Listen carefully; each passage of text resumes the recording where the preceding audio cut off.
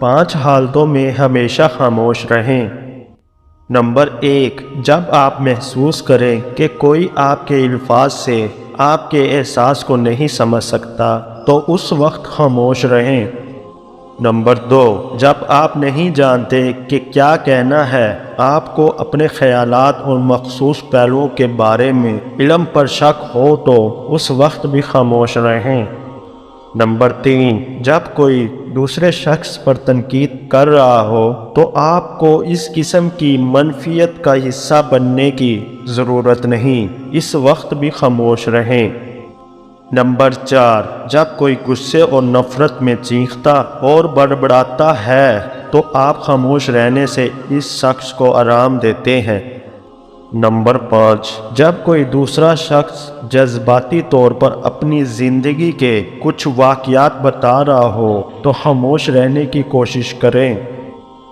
جب آپ عروج پر ہوتے ہیں تو آپ کے دوستوں کو پتہ چلتا ہے کہ آپ کون ہیں، اور جب آپ زوال پر ہوتے ہیں تو آپ کو پتہ چلتا ہے کہ دوست کون ہیں۔ زندگی اس طرح بسر کرو کہ دیکھنے والے تمہارے درد پر افسوس کرنے کی بجائے تمہارے صبر پر رشک کریں۔ جنگ کا مقصد اپنے ملک کے لیے مرنا نہیں بلکہ دوسرے کمینے کو اپنے لیے مارنا ہے۔ خامیوں کا احساس کامیابی کی کنجی ہے۔ کمزور مواقع کی تلاش میں رہتے ہیں، باہمت انسان خود مواقع پیدا کرتے ہیں۔ برا دوست کولے کی طرح ہے، گرم ہو تو جلائے گا، ٹھنڈا ہوگا تو ہاتھ کالے کرے گا۔ اللہ کی راہ بظاہر کانٹوں سے بری ہے مگر در حقیقت اطمینان اور سکون کی دولت سے بری پڑی ہے۔ اچھا انسان وہ ہے جو کسی کا دیا ہوا دکھ تو بھلا دے مگر کسی کی دی ہوئی محبت کبھی نہ بھلائے۔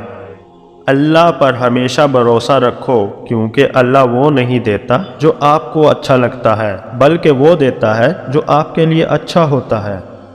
اگر نیک اور مخلص بننا چاہتے ہو تو شبنم کے قطرے کی طرح شفاف ہو جاؤ۔